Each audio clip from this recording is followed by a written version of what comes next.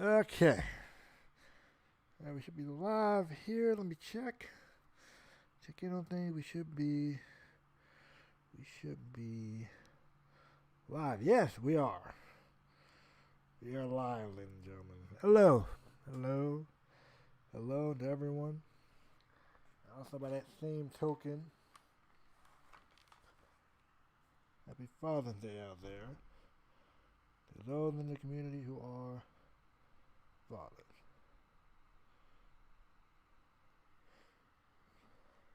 Anyways, yes. We ain't gonna make this a long one. This is not going to be a long one at all. This ain't gonna be a long one at all. We are going to sit back. We're gonna talk, have a little bit of a conversation about the difference between, or my personal opinion anyway, on some of the pros and cons of doing CAW versus non-CAW universe mode, aka using real life people. My personal opinion, I feel, and I'm going to give it a little bit of time to give people, probably ain't going to get nobody into it for real. Right. Real quick, another news while we're kind of waiting for a minute here. Another news while we're kind of waiting for a minute here. Would you like to say All Out Revolution is in production? In fact, no, screw it. Let me introduce this thing right. Hello. What is up? It's your boy J&W Boss in the building. I would like to welcome you guys to another edition of J&W versus the World, where we scour the globe and see what other universes have to offer. Universe Mode Theme Podcast, kind of says it in the title. That we kind of created this, or I created this, as a way to provide a platform for not just myself, but other guests. I'm looking to definitely get some more guests on here at some point, but we'll see. Myself as a guest, as well as other guests, to just be open, be honest, in regards to the universe mode content, process, thought, feelings, all that stuff. Because I feel, a lot of the time, we like to talk about this stuff, and we like to talk about it in kayfabe, but maybe because I'm just a guy that likes to have open conversations with people, I decided to create this platform, and so I've done reviews of my own stuff on here. Again, I'm looking to get some guests on at some point. We can make something happen, sit down, talk, whatever, get it cracking. And this time, in different topics as well. And this is one of them. The pros and cons of universe mode of CAW versus non-CAW universe mode. And a little bit of news here, a little bit of just other random news here before we really get going. First off, my apology for missing this on Friday. My apologies there. I did stream Here Comes Pain, Season Mode, GM Mode. Yesterday, it should be up on the channel. It actually is. It's up on the channel by now, so feel free to go check that out at your leisure. All Out Revolution is in production. It is almost finished. I want to probably take an estimation and say if not this week, then next week. But it is almost done at this point. Really almost done. I got a few things I want to get out relating to All Out Revolution before I actually release the show, kind of hype you guys up or whatever. But other than that, practically done. So if not this week, then next week should be getting All Out Revolution, and then we will move forward with All Out Action episode 60, which got some fun stuff planned for that. So stay tuned. Stay tuned on Twitter. You're gonna see some updates and stuff from me regarding that. So there you go. Anyway, let's kind of get into this. I don't want to be here long. Hello to the two people that are in there. Feel free to drop comments, chime in, do what you wish, because I will be reading them and taking a look and all of that. So without further ado, let's kind of just get into it here. My personal opinion, and this is all my humble opinion, between CAW and non-CAW, particularly going over the pros and cons of both. Now, for those that are kind of new, or I'm assuming I don't have too many new people in here, but For those that are new, I've been doing a call show since 2000, I want to say 2016. 2016 with All Out Action and All Out Revolution, which began 2018, 2019, I want to say. So within the past couple of years, we began doing All Out Revolution, adding to the AOA lineage. But also, I have been doing TNA. Brought back TNA, doing the TNA Universe mode. Full disclosure, I'm thinking about switching that to Impact Wrestling. I am not 100% sure if I want to swing that way yet. But possibility, maybe doing that soon. And so, from my experience of working on call shows and, well, doing IRL content such as TNA, and not just that, but I've also done some shows elsewhere as well that were IRL. So, doing both of those really, I feel, give me a little bit of a chance to explain here.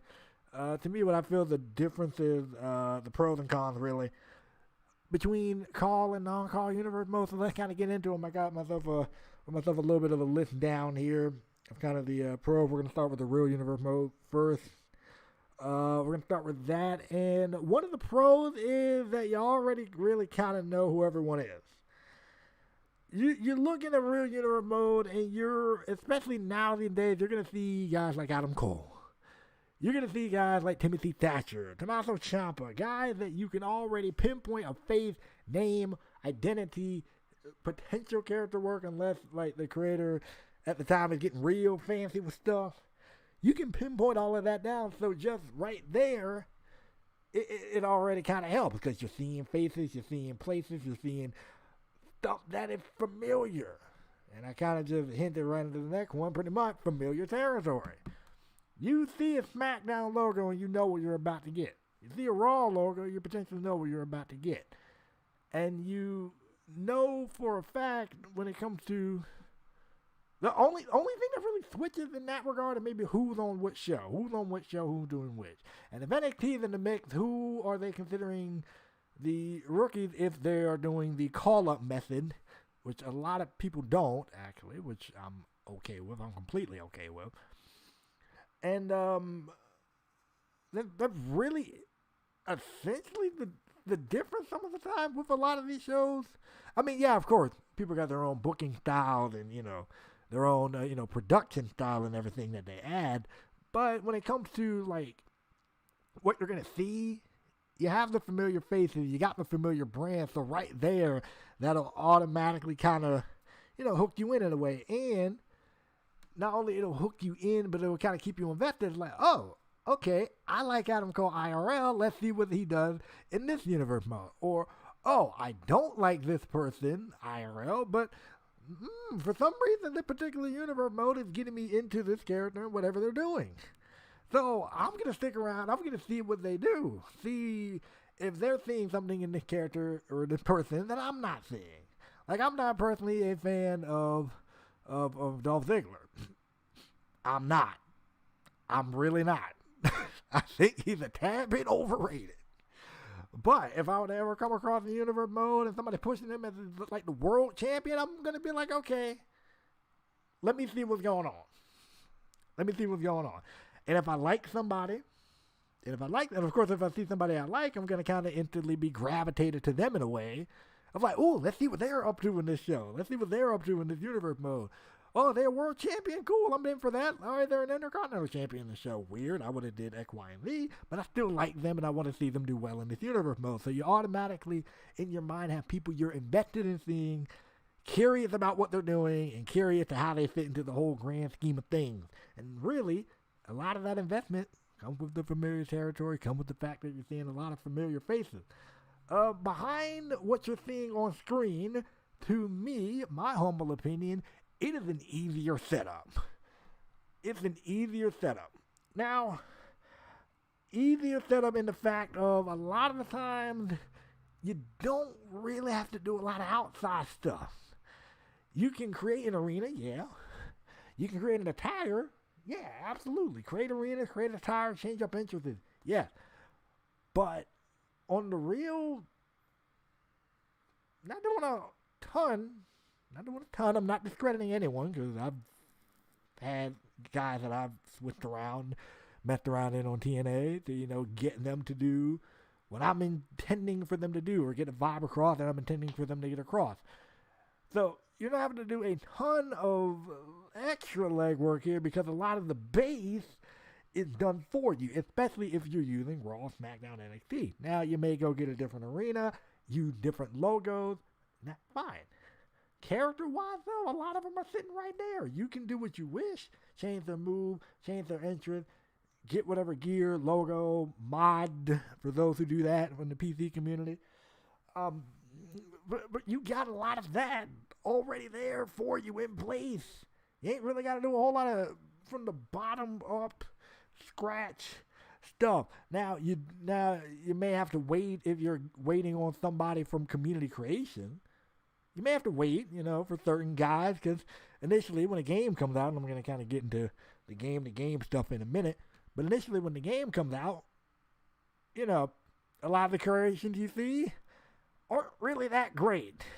Mainly because people are trying to get used to the game and get used to the creation suite and get used to whatever, and still trying to obtain logos and all this other fun stuff that comes with getting a new wrestling game. By the way, 2K22 better hit different. If it doesn't, we're going to have a problem. Seriously. It's been about a year now. If y'all ain't figured this out by now, I don't know what to tell you. Oh, and about the Chain of Creation Suite sucks in 2K22, AOA and AOR will stay right where they are. I will create a whole new account if I have to make more room for more people. But if 2K22 Creation Suite sucks, AOA, AOR will stay right where we at. I do not care. I do not care. I'm gonna get more into that when I talk about the cost side of things. But personally, setup has been a lot easier because a lot of the legwork has already been done for you. More booking freedom. To me, and I've talked to J-Dog about this, my boy. Talked to J-Dog about this. And admittedly, I feel like I got a lot more booking freedom with TNA than I do any other show. Full disclosure, I feel like I got a lot more booking freedom with TNA than any other show. Why? Kind of ties back to the point 1 and point 2 that I've made. Since you already know these guys, I can slot somebody in a position and ain't really no one gonna bat an eye at it. Tomko showing up, teaming up with Christian. You don't really have to, I don't have to do too much explaining on why that's happening. I don't. I really don't. Even with Rhino, to a certain extent, I don't have to do too much explaining to why that's the case. Okay, maybe a little bit more with Rhino. But with Topical, I can bring him in and not have a problem. With Judah Matthias, that I brought in for Final Resolution recently, to team with Abyss. Yes, it's interesting. They never teamed up like IRL, for real. In fact, they were feuding with each other and had a barbed wire massacre match or whatever. But you can kind of automatically see why that team would make sense. Now, I've done some booking stuff with TNA that I would have to kind of explain why they happen, which is all fine and dandy because, it's a part of a story and everything. It's a part of, an overarching tale of the things that happened within this TNA universe mode. So that's one thing. But I don't really have to explain much about the character, much about their personality, and so it gives me that more, a little bit more of that leeway to get people. It gives me a little bit more of that leeway to do what I want to do, to book how I want to book. Really, I like doing this kind of almost spontaneity type booking. It's not completely random, but I like doing the spontaneity type booking. I like, being able to take somebody and do something interesting to turn them, heel or whatever. Like, to me, the most fun I've had booking-wise was what I just did with the whole thing with Booker, Christian, and Moxley. That was super fun to me. And it got people invested in, it got people to look forward to the show. And that was fun. I love that. And now I got to figure out where to go from here, and I kind of do to a certain extent. But I got more booking freedom. Because you know a lot of these guys already. That's my personal take. And with that, speaking of the creation suite, I mentioned it briefly earlier, but another pro I can think of is common creation.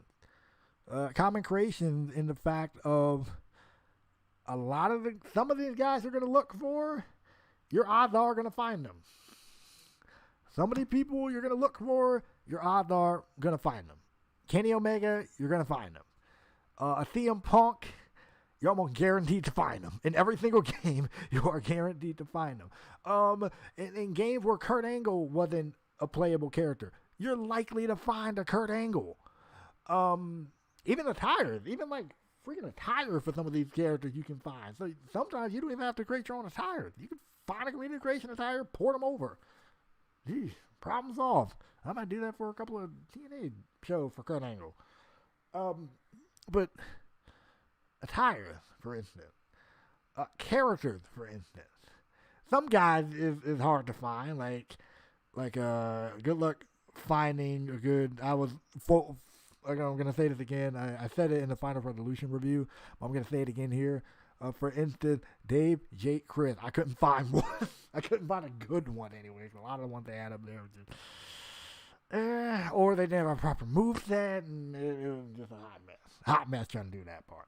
But you're going to find a lot of your common guys, your Punks, your Dudley Boys, your ECW guys. In fact, somebody on Twitter, I can't remember his username, but he's like making it almost a habit of creating a lot of like well-known indie guys or well-known whatever guys. And they're good. Like a lot of them, all of them I've seen are really, really good. I wish I could shout the dude out. Unfortunately, I can't remember the Twitter name. Sorry. But he's like really, really good at this stuff. And I'm looking to pick up, I think I got a Christopher Daniel from one of the things he was doing, if it was him or somebody else. And I'm looking to get a few more because I need, some, I got some guys I want to bring in for TNA or whatever. But you're going to find a lot of your common creation, which is also a good thing. Yeah, you're going to have to wait a little bit, for the game to, for people to kind of get used to how to use the game and how to use the creation suite and make sure they can make something that looks good and whatever. But for the most part, you can find a lot of those guys. Now let's kind of flip things here a bit. I clearly had a lot to say about the pros of a in-person, of a real person universe mode. Let's kind of jump to some of the cons here. I'm just gonna go down the list. We'll kind of jump to the cons here. Some of the cons, or one of the cons that like instantly stood out to me when like creating this list, it's easy to blend in. It is super easy to blend in. You type in universe mode, and depending on like who you typically watch and everything, you're most likely going to see these standard Raw, SmackDown, NXT. Unless you are doing something mind-blowing. Unless you are doing something that really anyone else haven't done before. Unless you're doing anything like that. Most of the time, people are going to stick to the few creators that they already watch. And that's really just in general with this YouTube thing, but I think it's even more so when you're doing content like Universe Mode that's already out there, that's already, got some well-known guys in it, or well-known guys in the community, like, your Mirth, your Dell, your Brendan Plays, your whoever else you watch, your Film Pro, guys like that. So you're trying to blend in. You're trying to stand out in a already wide open community as far as that stuff goes. Now, there are people who do things a bit different, who don't really follow the standard Raw, SmackDown, NXT format. And, again, one of the guys that instantly came to mind, one of the first few guys that I saw do this, and I'm not saying he's the only one, but one of the first few guys I saw do this, that really caught my interest and got me to subscribe, and we all cool now. Again, same dude, J-Dog, did caught my interest because for some reason, first, YouTube kept recommending his video to me like constantly, almost like on an everyday basis. I was getting recommended this dude's video. I'm like, oh my goodness, why are you recommending this guy? And I finally watched it and whatever. But he does WCW, ECW, WWE. Monday Night War style. Okay, that's cool. That's awesome. I like it. And Gresh, for instance, he does his Carnage show, which is cool. I like it. It's interesting. I definitely wish I had more time to watch it, because it definitely seems like some really cool stuff. But time is something I don't have a lot of. Between trying to work on my own stuff and all that other fun stuff that comes with life, I really would get into Gresh a lot more, because I really, really like that concept. And I'm looking forward to WrestleMania, so... Gresh, if you're listening in any way, shape, form, or fashion, I'm looking forward to WrestleMania, and I wish I could be more into the content, but time kills me every which way. Anyways, but Gresh does his Carnage stuff, and there are a few other people I know that do this, take the real universe mode concept and do things a bit different, and I'm cool with that. I do TNA. A lot of people think that's kind of cool, and so unless you're doing like something like that, it's a little bit harder to stick out in something like this universe mode stuff that we do. Another one. I don't know why, but is it just me, or can this stuff turn almost trendy at times? Like, I can't think of a... Nah, I can't. I remember there was a time period, for some weird reason, where almost any universe mode I watched had some variation of the NWO in it. Not a new version, but like the NWO was like Hall, Nash, Hogan. I don't know why, but that was the thing I was seeing. And so every time I saw it on someone's show, it meant less and less to me, because I'm like, all right, I've already seen it here and here. Now, yes, I know that's really not fair to them, because it's like, well, take it in with the concept, take it in, in stride with the show that you're watching at the time. Yes, that's true, and I will give you that. But when you kind of see the same thing repeated, it's not that person's fault. It's not that person's fault. Not whoever's fault it is that's doing it. They're just doing what they want to do and what they're showing, and by all means do it. But it can feel kind of trendy at times. I wouldn't be surprised when 2K22 comes out, if people aren't already doing it, bringing in Karrion Kross. I wouldn't be shocked at seeing that. I wouldn't be shocked at people starting to do the Hurt business now, or their own version of it anyway. I wouldn't be shocked at that. I wouldn't be shocked at someone trying to finally do a different take on the Retribution storyline. So it's common trope that you'll sometimes run into with universe mode shows for that particular reason. And again, it's nobody's fault. I'm not saying anyone copying off of anyone. I'm not saying anyone stealing somebody's idea. I'm not saying none of that. But some things you see across multiple shows, and it's cool at first, and it's like you're sick of seeing it by the time the fifth or sixth person does it. NWO, for instance, Edge returning for a brief moment, and I say that, and I had Edge show up. Okay, hold on. I say that, and I had Edge show up at Final Resolution. Let me be a little bit more specific. Edge coming back as an in-ring competitor. There you go. I had Edge come back because we was in Canada. We were in Canada. The whole thing was really kind of centered around Christian, and I've just stated now, I don't think I'm ever going to have Edge in the in-ring competitor on TNA. No. I don't think I'm ever really going to have another in-ring competitor. So there you go. But Edge returning.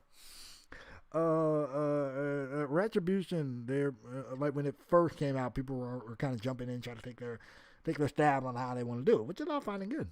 I mean, because I learned, with art, and to me, I consider this a form of video creative art. You're inspired by what you see around you, your experiences, and sometimes what you watch. And so you see it on WWE, you're like, I want to take a shot at that. And then you take a shot at that. But then it gets to a point where everybody's seen it, and you're seeing just about everybody trying to take a shot at it. So there you go. It can be a little bit trendy at times. To a viewer, and this kind of flows into this next one, but I'm going to be a little bit more specific here. To a viewer, it can look a bit repetitive.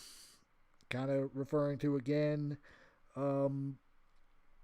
being difficult to stick out. Being, doing the trendy stuff. So I feel like you gotta work a little bit harder to keep an audience. I mean, anything you do, you gotta work hard to keep your audience. But for this, you gotta do a little bit harder to keep your audience, because in a way, this can feel a bit repetitive. Especially if you get to a point where you're like, okay, cool, another SmackDown episode, but I kind of want to watch something, do something, or someone do something different. And again, not your fault. Not your fault. But that's the thing. It can feel a bit repetitive at times. Because again, especially if you watch multiple creators that do Raw, SmackDown, NXT, and you are somebody that, they watch and they want to get behind, but they already got their fix of Raw, SmackDown, NXT with insert whatever creator here. You know what I mean? And again, it's not your fault. Just nature of the beast, bro. Transitioning issues. This is I think I have this as a con for both. Yeah, I do. Okay, I have this as a con for both. Transitioning period. Wow. This can be hard, because I can only imagine the pain a creator feels when they put all this time, all this energy, all these resources behind a particular character, just for them not to show up in the next game due to a roster cut or whatever else. I can feel the pain from here. I can feel every ounce of that pain from here. That is probably awful. So, transitioning in that way, meaning you gotta kind of finish up what you're currently doing to get ready to switch over. But then also, you gotta worry about, okay, well, now I gotta switch out my logo, now I gotta switch out my arenas, now I gotta do this, and now I gotta worry about this, that, and the third. Mainly the superstars, but man, or certain features even. Certain features may be taken out, or made worse. Hello, 2K20. You made everything worse. Anyways, that transitioning period. If you even decide to transition at all. A lot of people didn't really, when they saw how 2K20 was, saw the writing on the wall, didn't move a muscle. Yes, that's legit about to happen to me. Yep. If I have to, I'll just stick on 19 for that particular person. Yes. Yeah. So, I can feel the pain from here of needing to have to switch or whatever, or 2K making the game worse. Hey 2K20, what's up? How you doing? There's a reason I didn't move AOA to AOR over there. The second I saw how that game was, that wasn't happening. But I can feel the pain from here. So transitioning period, I have that as a con for both.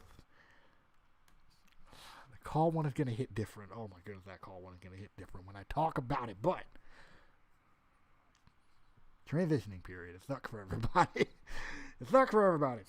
Not as bad for IRL universe modes, but it sucks for everybody. There you go.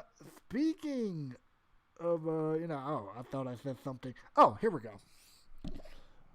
Feels too much like real life. This, at times, if you're not, and this is mainly if you're not really, I wouldn't say doing it right, but if you're not really, getting super creative or innovative with your roster, with how you book things, with how you, work the game and the features and all that fun stuff, it can feel a bit too much like real life. Like if I'm watching the universe mode and I see you do a main event of Roman Reigns versus Braun Strowman, I'm gonna really kind of wonder what the general purpose of the main event is. And if there isn't an overarching story purpose or general reason for the main event match to happen, then and it's just a match to happen, then I'm gonna be like, okay, I could watch this in real life. So I think this is where really having good booking and storylines and matches come into play here, because if not, you can end up doing something that'll feel like real life, and we don't watch a universe mode for that. If I'm going to see a match between Cedric Alexander and Ricochet, I need to feel like I am watching Cedric Alexander and Ricochet from the perspective of your universe mode.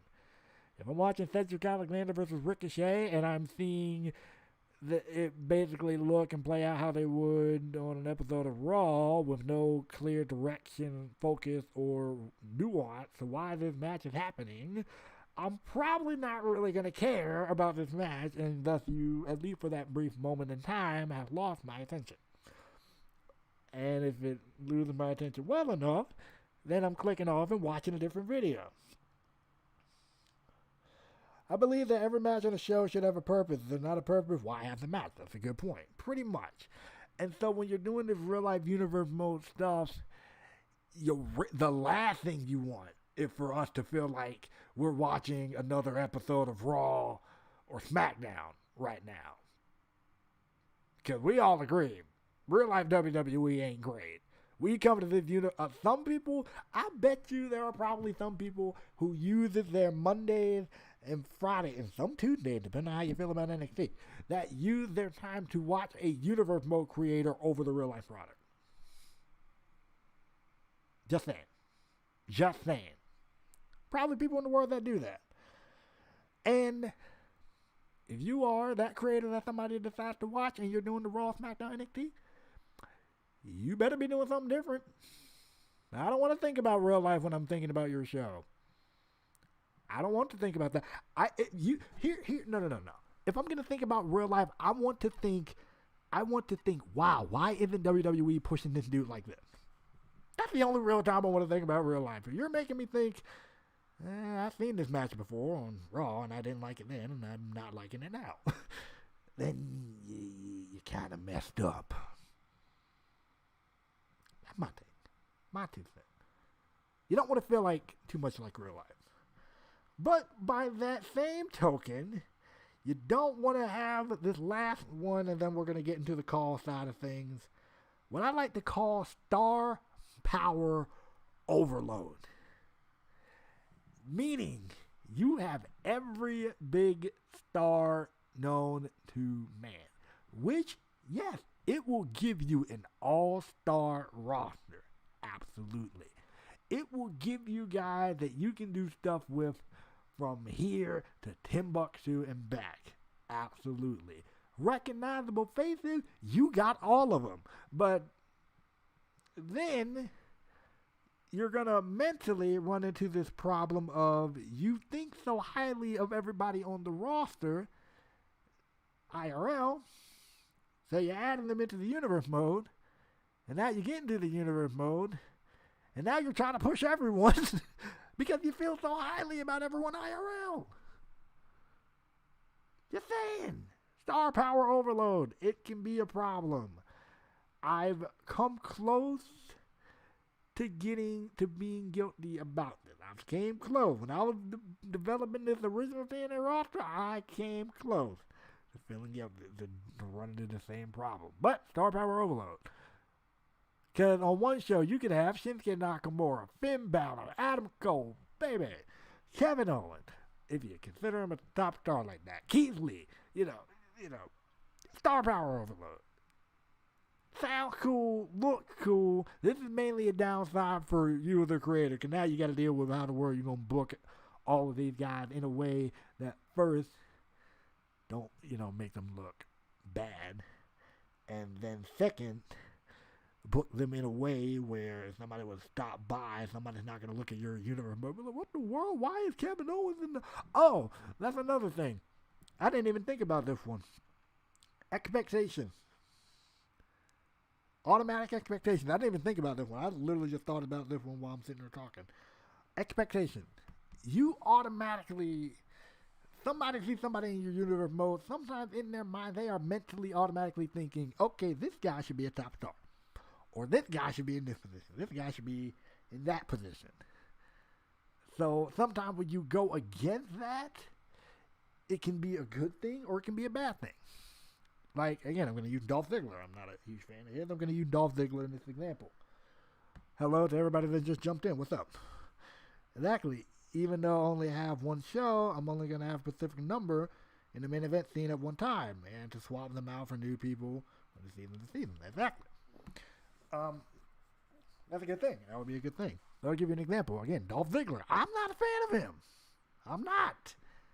So, me mentally, to a certain extent, if I'm watching the universe mode, I expect Dolph Ziggler to either be in that tag team or mid-card scene. Mentally, that's where I stick him. So, in the universe mode, if I see somebody doing something different than that, depending on how they book it, I'm going to be like, eh. Again, it's their take. It's their show. It's their take on professional wrestling. That's all well and good. That's cool. But, admittedly, people are going to walk in with certain expectations. And if you meet them, you're fine. But if you don't meet them, it's a 50-50 chance they stick around. See what it is. So having all that star power can be a good thing and a bad thing. Especially if you have a lot of upper tier guys. Like, you have somebody like Shinsuke and you're putting them in like some lower card stuff. People are looking at this show like, wait, why? Why is Shinsuke doing this? Why is Shinsuke doing this? And then they'll look at your main event scene. Why is he doing this? I'm thinking he's here. You know what I mean? Or whatever. And to me, I think the best way to do that, if you're going to do a show like that, that's like super star power heavy, I would kind of go old school. I wouldn't have a mid-card title. I would just have a world title, personally. Is that what you're going to do? I would just have a world title, not a mid-card title. But that's just me. Anyway, because that way everybody's kind of buying for that one thing. So now you got more room to interweave. People switch people out, as I were mentioning. You know, because with that mid-card title there now is like, okay, clearly this is a... Excuse me. Clearly the person's in the mid-card because he's going after this title. That's the general advice, yeah. If you don't have somebody on the show, don't put them on there. Don't put them on there. That's the general advice. I wouldn't consider that a pro or a con, because that's what I'm talking about. You got just pros and cons here. But that's just good general advice. Yeah, if you ain't got somebody, if you don't have somebody, playing for someone, don't put them on the show. I got several calls who I have not put on my shows. This just happened to me. One to use Keith Lee, but I legit have no play for him. Yeah, that's just life. It happens. So, I mean, yeah, just in general, if I'm not going to use them, yeah, don't use them. Don't use them. You ain't got to use them. So, I mean, and that's kind of the cool thing. Like, do that. I mean, that's just good, just general advice. Like, if you ain't got to play for someone, then don't put them on. I mean, I got several, I tell you the truth, I got several calls who I either haven't debuted or haven't had on the show much because I, at this moment, cannot find a place for them. And I'm not going to stick somebody on there and, for just nothing, I feel like I did that on the most recent AOA match, Eve versus Jasmine. Like, okay, is Eve over? Yeah, but like, did it really do anything long term? No. No, they're not going to be at breaking boundaries and none of that. So there you go. I'm talking about my show, but, I'm sure other people have had moments like that in their show when they look back on it in hindsight, but either way. But yeah, Star Power Overload. But overall, I like doing Real Universe mode stuff. It's fun. Again, for a lot of the pros, you heard me ramble on about it earlier. I love it. It's excellent. It's fun. I'm having so much fun with this TNA stuff. I am having a blast with TNA stuff. I'm loving every minute of it. I might change it to Impact Wrestling. I am not sure. I'm thinking about it. I don't know yet. I don't know. But anyway, I kind of just mentioned my call show just a moment ago. And it's kind of a good thing that I did, so we can transition right into the call portion of the pros and cons here. How long have I been streaming for? Hold on. 40 minutes? Okay, not bad. 40 minutes, not bad. I said this thing was going to be about an hour. I just finished going over the pros and cons of doing a real universe mode. I literally just finished that. I was about to get into the cons. But to recap, the pros that I mentioned were already knowing everyone. So that means, you got a lot of your familiar names, familiar faces, everything. And speaking of the word familiar territory, such as like your Raw, SmackDown, and NXT, you already know those shows, and you already kind of have that level of expectation of what you're going to see. Easy setup, mainly because like a lot of the base work is done for you. A lot of the base work is done for you as far as calls and tires and all of that fun stuff. And so the main thing you're gonna have to wait for a couple of people. I mentioned that you're gonna have to wait for a couple of people, but a lot of the base legwork is already done for you because a lot of the people are already in the game. More booking freedom, as mentioned, because you already know the name and the faces. That you can easily stick someone in a different position, and a lot of the time people won't bat an eye at it because they already know the name, they already know the person. So I mean, more booking freedom, you get more chance to do something like that, stuff like that, spontaneity type stuff like that. Common creation, as mentioned before. If you're looking for a Kenny Omega to add to your universe mode, especially now that AEW is a thing, more than likely you're gonna find one. If you're looking for a young Bucks, more than likely you're gonna find them. If you're looking for a CM Punk, almost every single game you're probably gonna find one. I know Kurt Angle, when he wasn't super active in the video games, like before he returned to the video games, almost every year you found a Kurt Angle. So it's one of those things where you're going to find a lot of the guys that you already knew. And those were some of the pros that I have for a real universe mode. The cons were easy to blend in. Other words, it's easy for you to to not stick out because you're doing something that literally everyone else is already doing. With the Raw, SmackDown, NXT format, and I did mention, unless you do switch it up, and I mentioned J-Dog with the Monday Night War style format, or Gresh even. Again, I want to check his stuff out a little bit more, but time at the end of the day.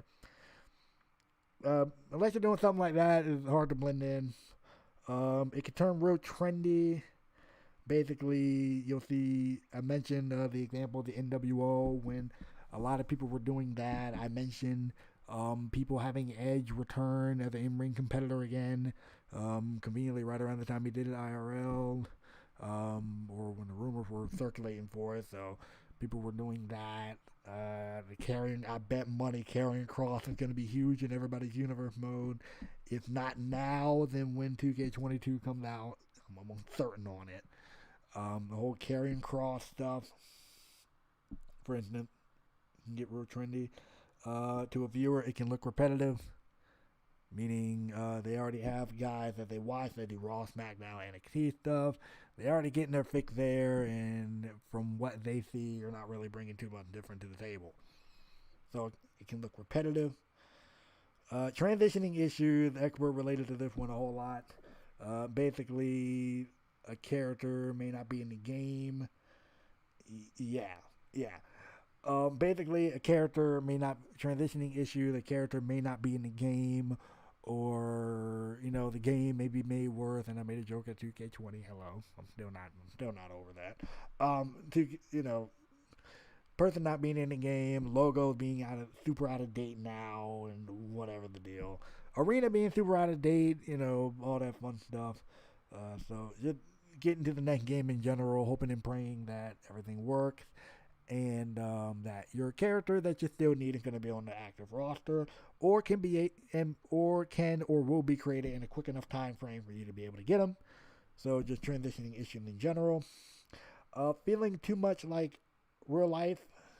And I gave an example. If I'm watching Cedric Alexander versus Ricochet, in your universe mode, and I'm thinking that, okay, this feels like something I would see on an episode of Monday Night Raw. At this point in time, that is not a good thing, and I will most likely click away from the video. Yep.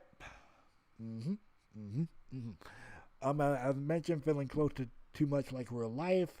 And I gave an example. If I'm watching Cedric Alexander versus Ricochet on an episode of Raw in your universe mode, and I'm watching the match, and I'm sitting there thinking that, okay, I would see this in real life, and I don't want to think about real life when I'm watching your universe mode.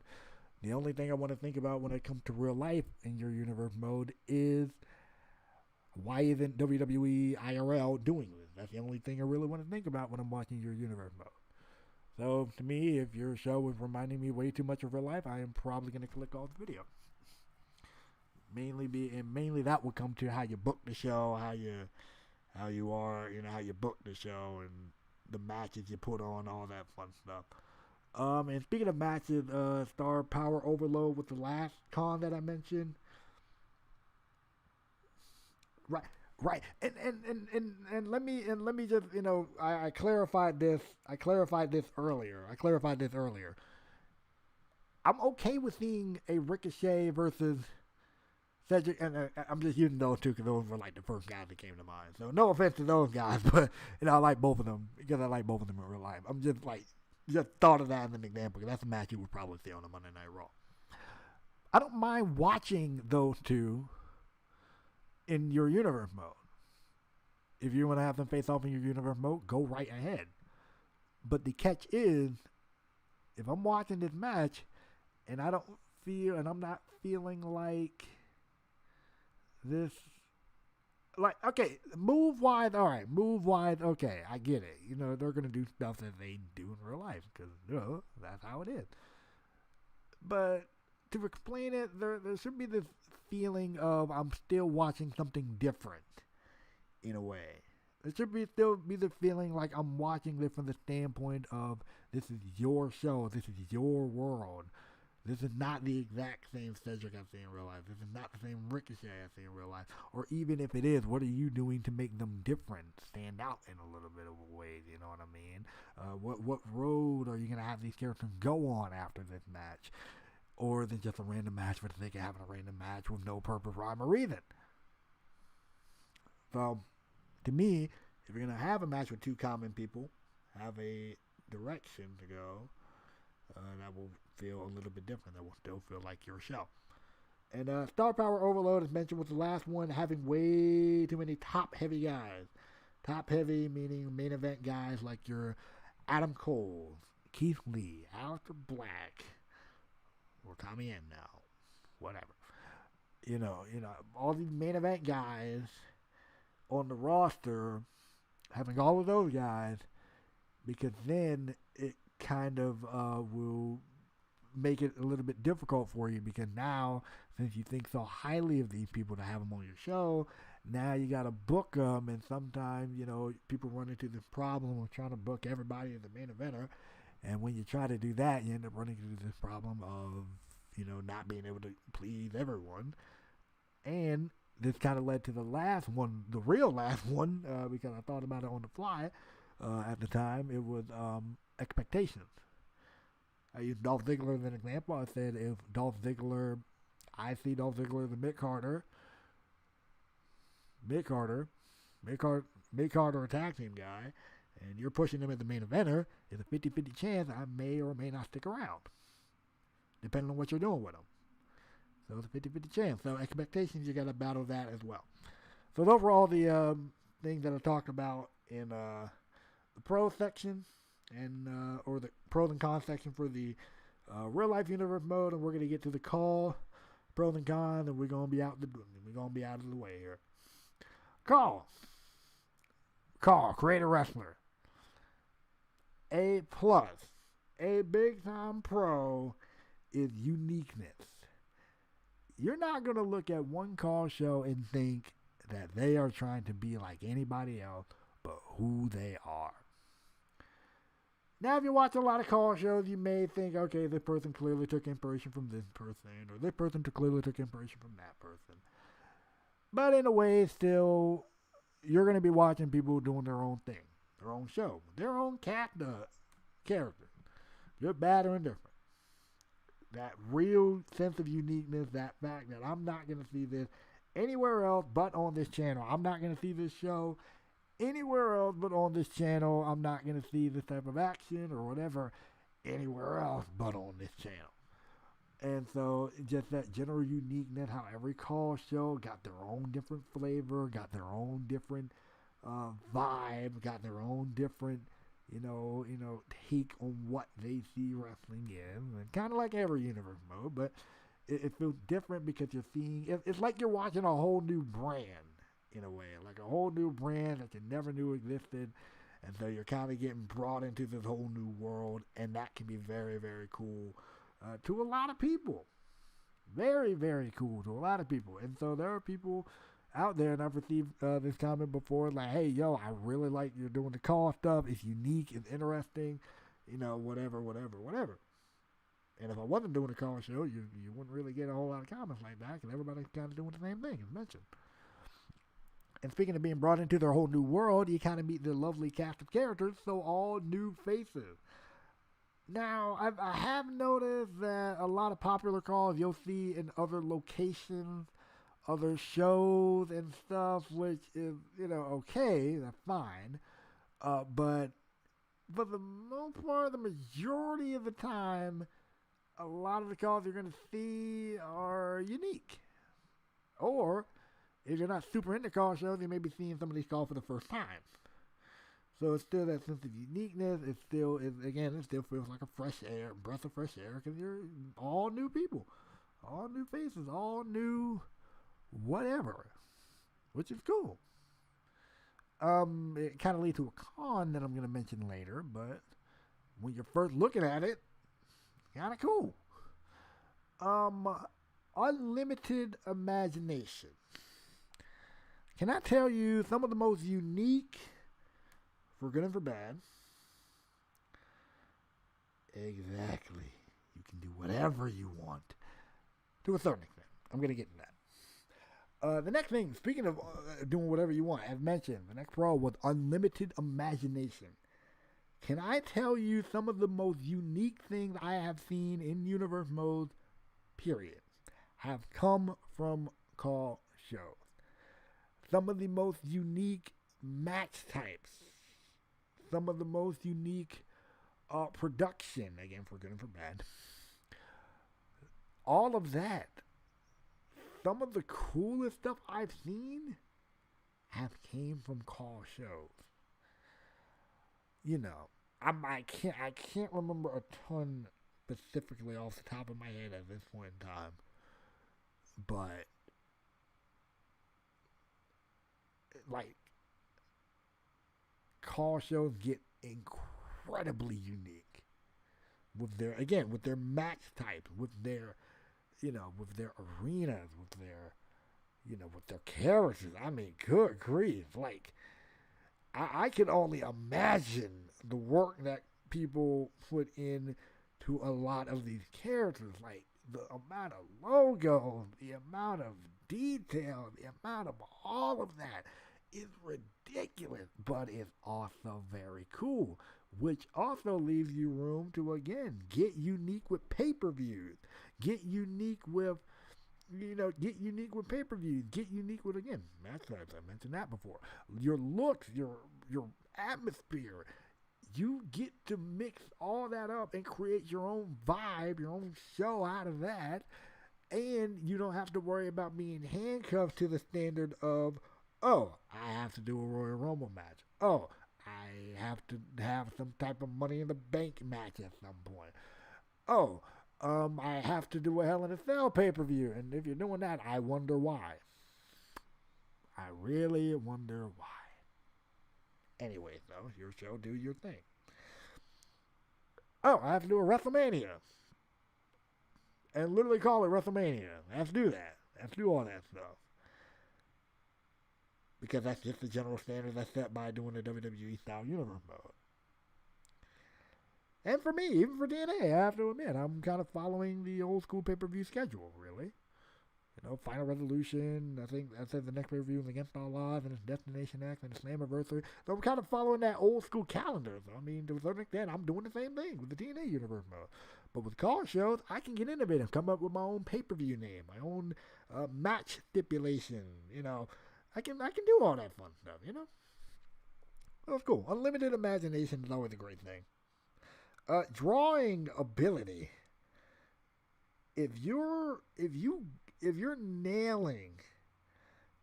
are nailing the uniqueness, if the faces that you got are pretty freaking cool, if your imagination is just beyond out there, which is a good thing. I mean, out there in a good way, like you're doing like some crazy stuff that like people would have never thought of to do. If you're doing all of that, the people that you can draw in, from other creators to people who do call to whatever, is incredible. And there's really this whole community to the point now where it's kind of split even further down the middle between like E-Fed and Sim people, and they kind of beef for some dumb reason. I don't get that fully, but they, they beef and do all that dumb stuff. I don't get it, but it's this giant community of like people, and they put their characters on different shows, and they do these storyline things and whatever. And that's why me and XTV did the Walk Alive thing, because it was 2 call shows. We were able to make it work, because you wasn't seeing his characters on my show for real like that, and you wasn't seeing my characters on his show like that. So it worked. It worked. And you're able to do stuff like that, and you can't really do it with a real life universe mode show, because more than likely you and the other person are using the same people. More than likely. Some of y'all parallels are going to cross in some way.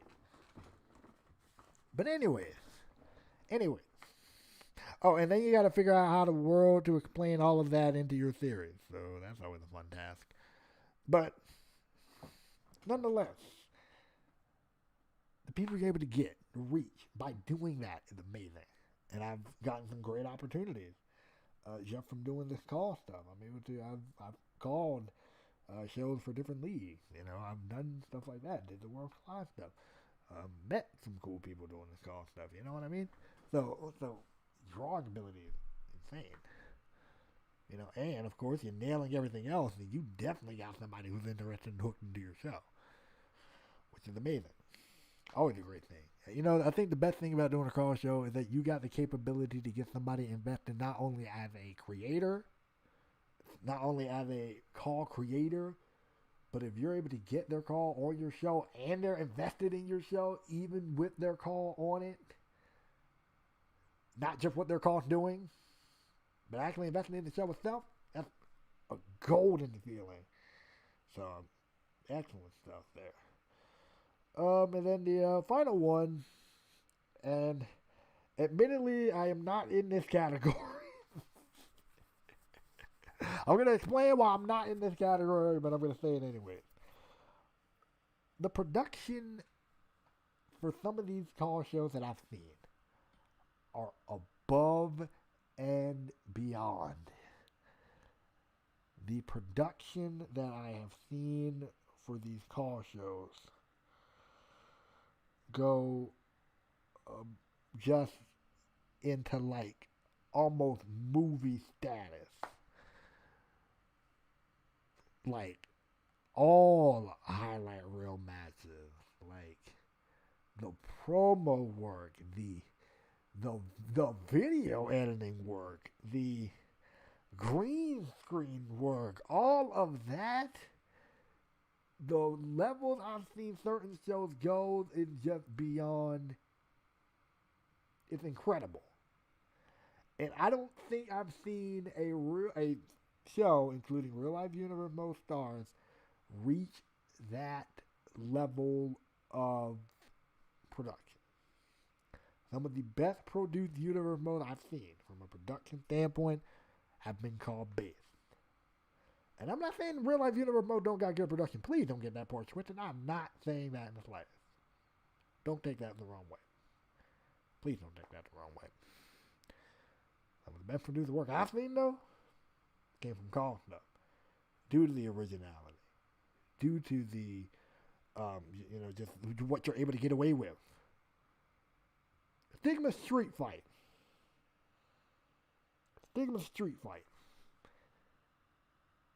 Using the combination of like GTA and what he was able to do with the 2K stuff. You would not be able to get away with 90-something% of that with a real universe mode. I mean, just look at the blood, for instance. You ain't going to ever be able to get that much blood on a real life person. Ever. Using these games. That's just one example I can think of right there. Stigma's Street Fight, for instance. Some of the work I've seen done in like FAM. Some of the work I've seen done there. Affinity Pro is another show that I know. They do some great work over there. Production bumming me on for the call stuff. Let me get some water here.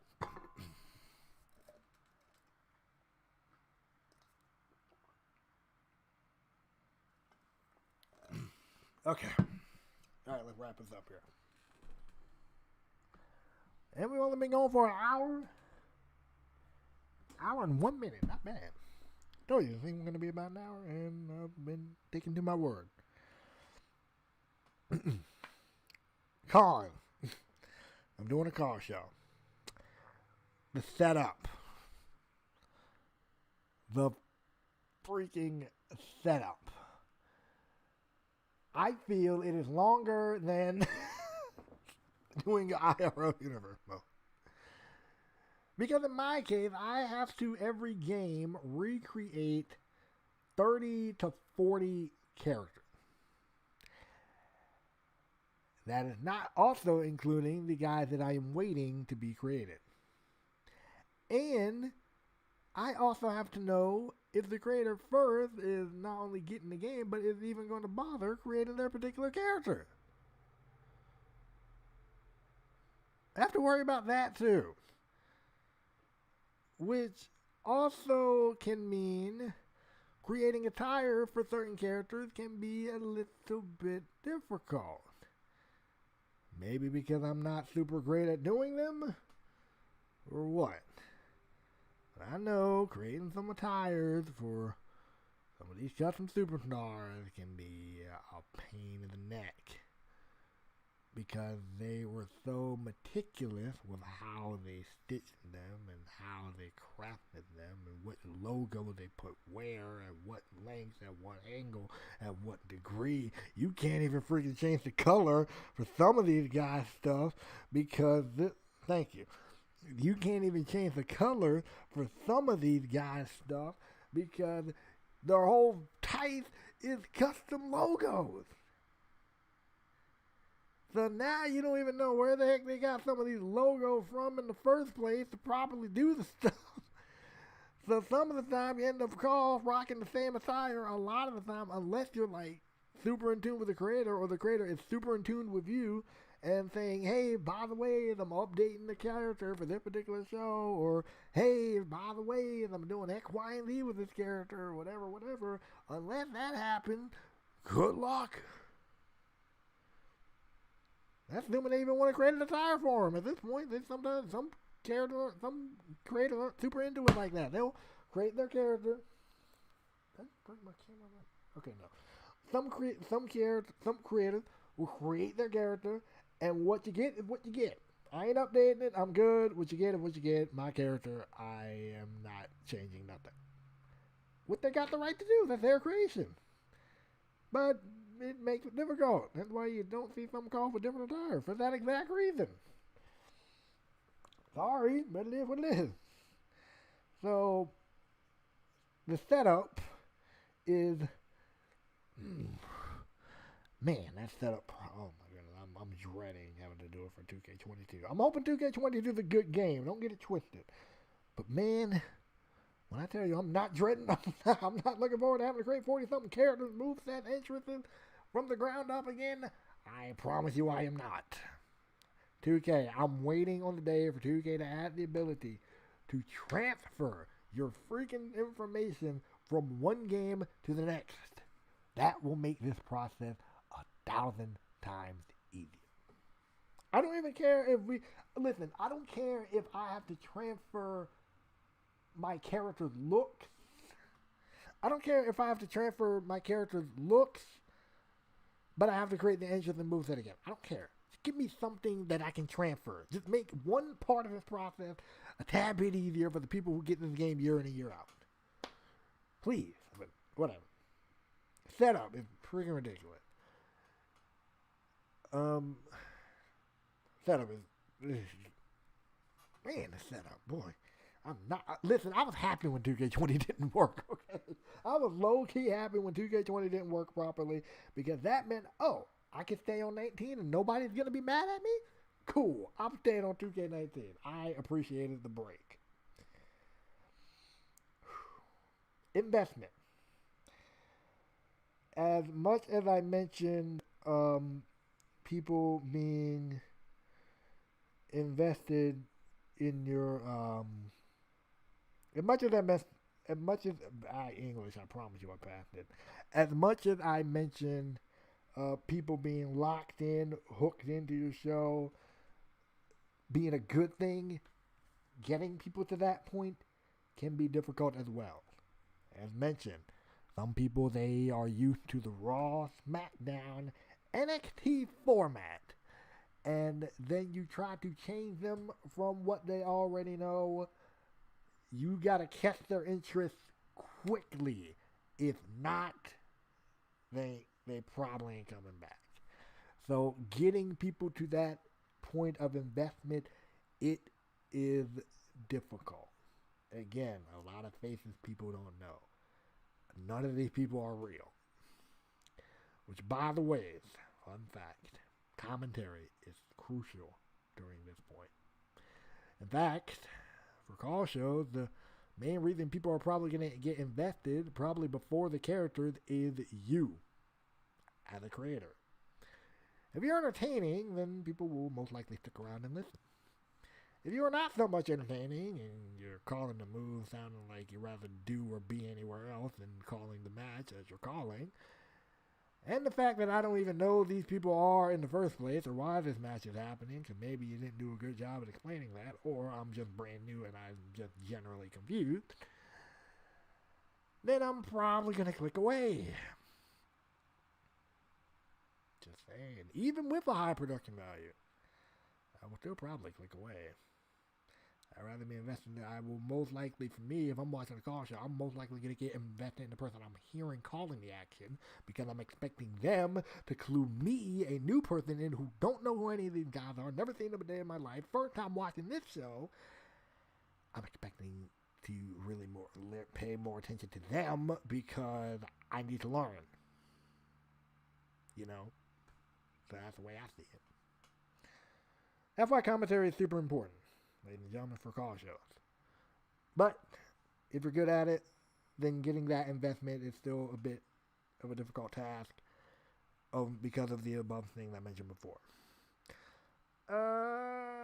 Building people up.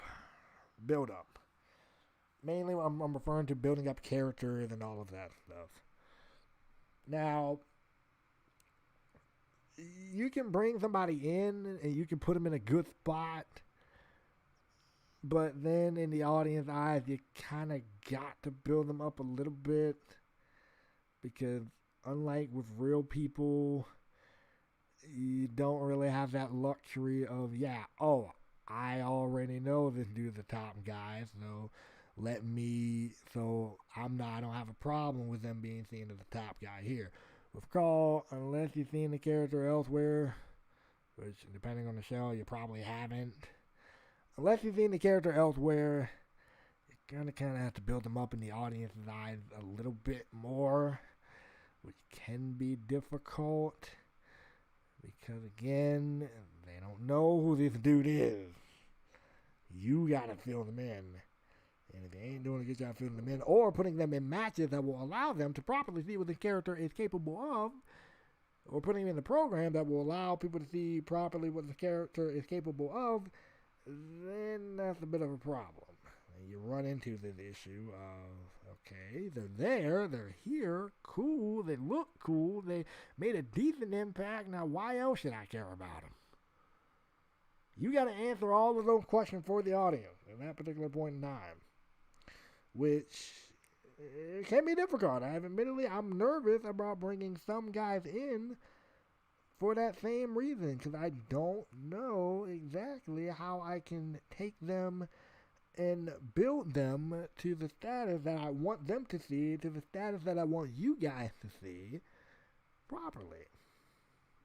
I'm not good with that. I'm not great with that. I've slipped up on that a couple times. I'm not gonna lie to you. I don't think AOA's booking is all that perfect. I don't think AOR's booking is all that perfect. And the honest truth. But that's just how it is. Getting mentioned, building people up can be difficult. And you gotta kind of build up their expectations too. What am I gonna see from this character? What am I gonna get from this character? How does the character act? You gotta explain all of that.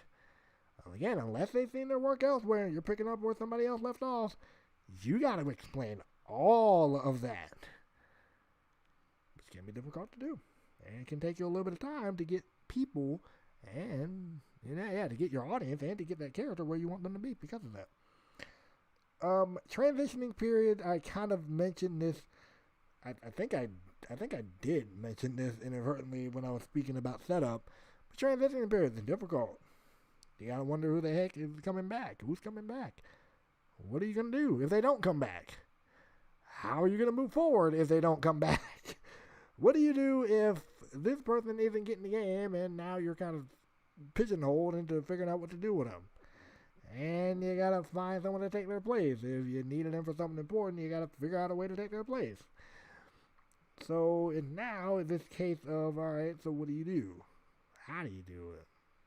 What do you gotta do? What do you gotta make sure happen before you move over?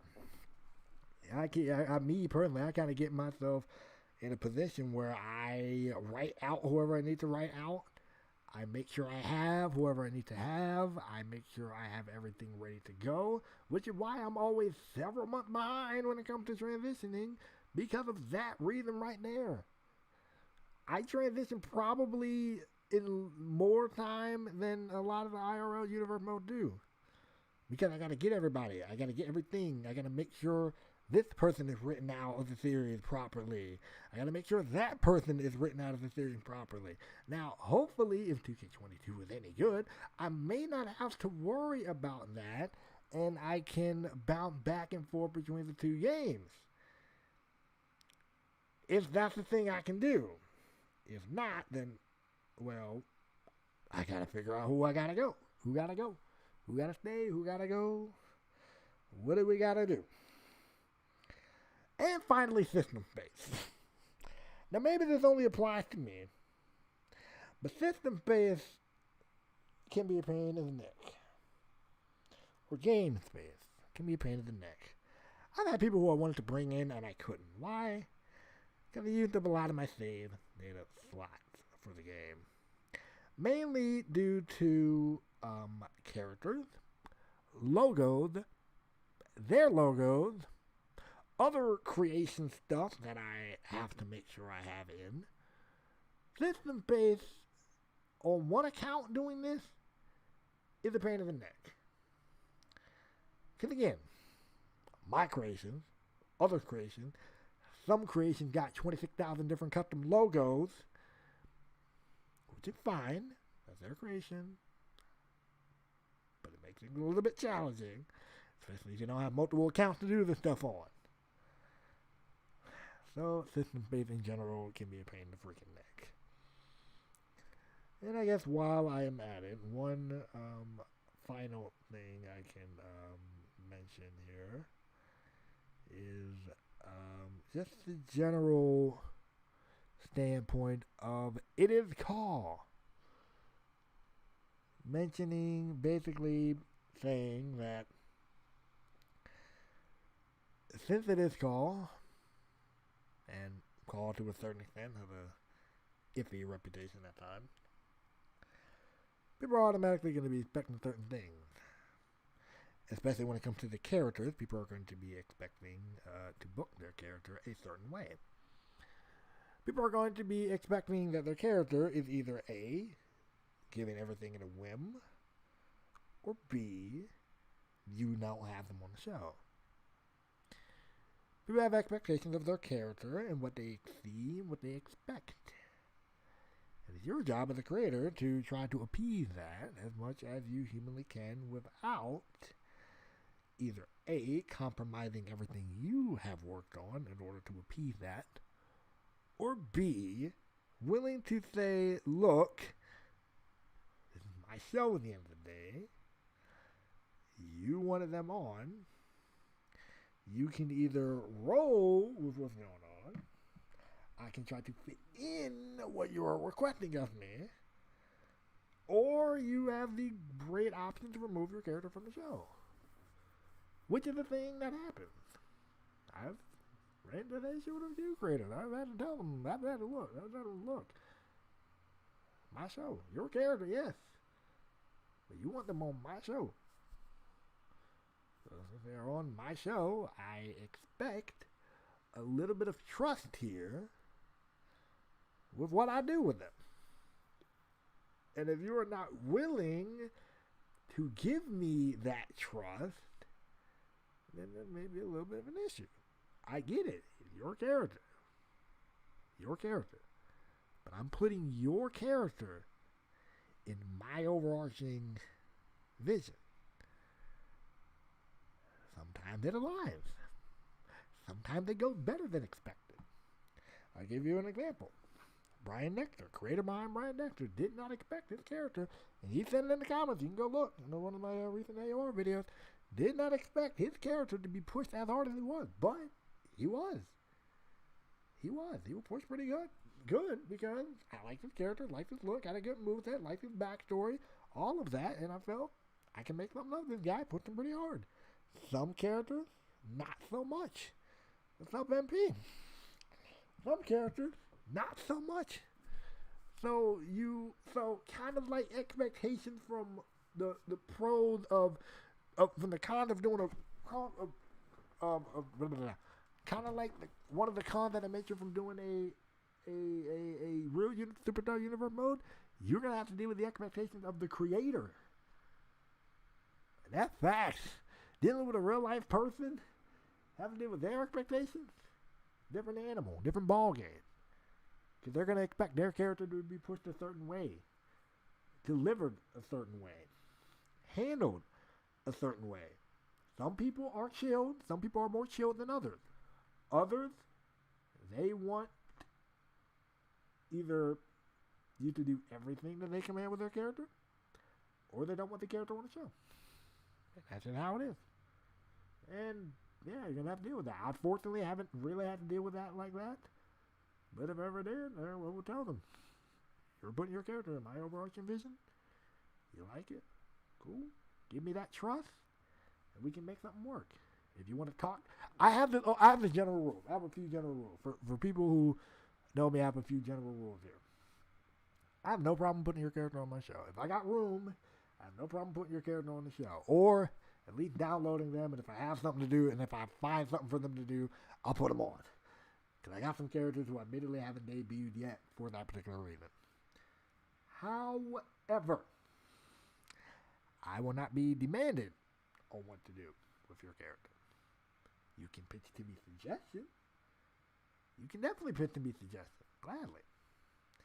However, I will not be demanded on what you pitch for me to do.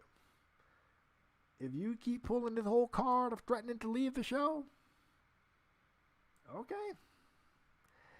Keep it up, and if I don't do, like, what I mean threaten to leave the show, if you don't push my character to become the world champion, I'm leaving the show. Okay, leave. Because I got somebody that can take your spot right there. Since I'm a free thinker, since I'm a free-flowing thinker, I got someone who I can put in your spot without a problem. But yeah, you keep that whole threatening to leave the show stuff ain't gonna work for me. Keep threatening to leave the show if you want. and you will be out of there. Not a problem. I will not also take this notion of your character needs to be at the top of the freaking card. Sorry, it ain't like that in real life. It ain't about to be like that here.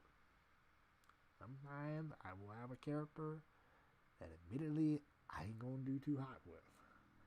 I've had characters on the show that either been blinking and missed them because I either just couldn't find anything for them, or because I couldn't find anything for them, or I just wasn't able to really pull the trigger on their push for one reason or another. I tried my best to treat everybody's calls with respect. Try my best to treat everybody's calls in the best way possible. And so if I don't do that, not because of intentional sabotage of your character, it's because either A, I couldn't fit them in the current plan, or B, because how you were acting. One of the two. And it just sucks when that happens, but just like real life, it happens. Just like with a real universe mode, it happens. You know? It is what it is. Sorry. But that's just life.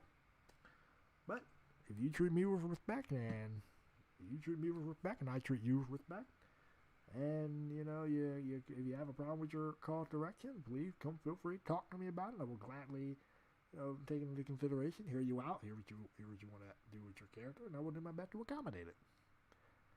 You know? And if everything's all good, then we all cool. And if not, then well, feel free to take your character elsewhere. I do apologize, I wasn't able to do what I could, but take your character elsewhere. So, the expectation of the creator is also another con that you potentially have to deal with here. Anyways, that's everything. That's everything. That's all the pros, that's all the cons of a real life and call universe mode here.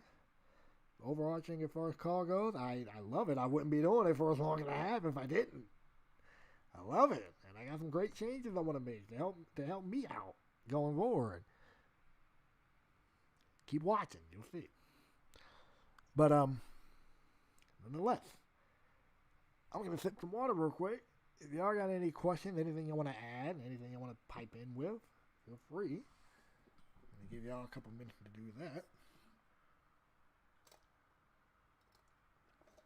And if no one has anything, then we will be up out of here, because I do know Heaven to Sell is tonight, and I know a lot of people, myself included, are gonna want to watch that show. That's supposed to come on like, what, 8 o'clock? 8 o'clock? Yeah, 8 o'clock, I think.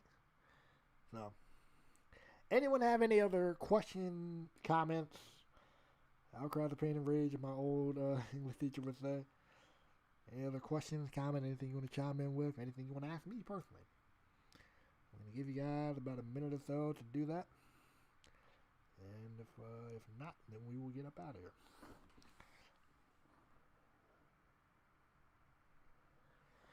Hope you guys enjoyed this one as well. I really do.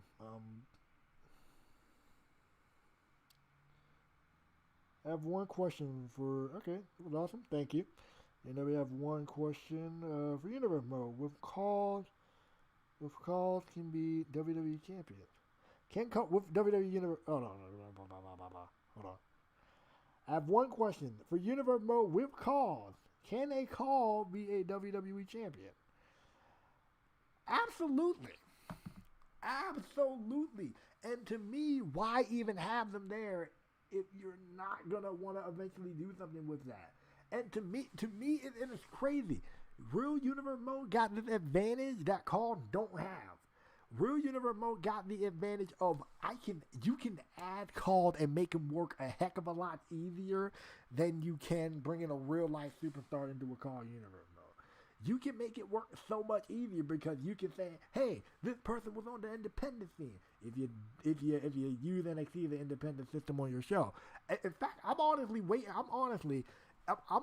personally, I'm waiting to see somebody do a universe mode. They have their Raw, SmackDown, but NXT is strictly call people. I'm waiting to see something like that. People are using NXT as like a third brand. That's all well and good. I'm cool with that.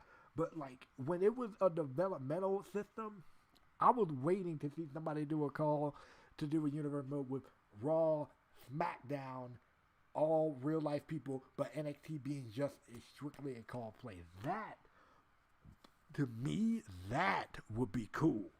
I'm waiting on seeing someone do that one day. But, absolutely, I think a call could be a WWE champion. Absolutely. Because why bring them into a WWE field if you don't want them to be anything with the WWE? That don't make sense. That really, and you can see it making sense. You can see it bringing in a call making sense because, WWE IRL bring in people all the time. Bring in people from the independent scene. Bring whatever in. Some guys that you may not know, admittedly. Well, now you probably do, thanks to the internet, and you have 26,000 ways to access probably footage of the person that's debuting or whatever from early independent shows or whatever. But, I mean, sometimes you don't. Or we're called, you got that excuse, say, hey, they came from the independent scene, whatever. Yeah. Yeah, man, yeah. So, yeah, absolutely, yes. You can't really do that with a normal universe or with a call universe mode. It's like they almost feel out of place. Unless you do something to like really spice them up and be different, they almost feel out of place in a way. Yeah, that's just me. Anyway, so if there's any more questions at all? Any more questions? I'm going to give it about maybe another minute or so here. I hope you all, again, I'm going to say, I hope you all have enjoyed this. I know talking for a bit here, talking for like an hour and a half or so. But it was an interesting topic. It was something that I've always personally wanted to talk about here, so I was happy I got the chance to talk about it, to get that out of the way, get it off my chest and everything. And I guess since we don't seem to have any more questions or comments or anything, we're gonna go ahead and sign off. I'm still looking at the chat just in case something comes in while I'm talking. We're gonna go ahead and kind of sign off here then, if that's the case. So, ladies and gentlemen, I would like to say I hope you all have enjoyed this edition of the JW versus the World podcast. We're going to be back next week for something else, either Friday or I'm going to try to do Friday. But wait, next Friday? Yeah, next Friday. Yeah. We're going to be back next week, or well, technically later this week. In fact, yeah, I think Sunday would be the better days. Okay, yeah, I think Sunday may be the better days. All right, for consistency, we're going to do Sunday. For general consistency, we're probably going to do Sundays here. So, yeah, swap what I'm saying. Saturday, PS2 stuff. Sundays, we're going to do this. Friday, whatever I feel like doing. So that'd be after work, and I would just be chilling. That's probably what happened. Probably what happened this past Friday. Like, I got off work. I was just chilling. I was in my zone at that point. So, Sundays, we're going to try to do these. Saturdays, PS2 stuff. There you go. And anything else during the week, whatever I decide to do. Anyway, hope you all enjoyed this edition of JW vs. the World. So if you can, leave a like, comment, subscribe. Check out the other videos and streams on this channel. Spread the word. Spread the word about this channel and about this podcast. And next time I see you guys, be a boss, and I will holla at you guys later.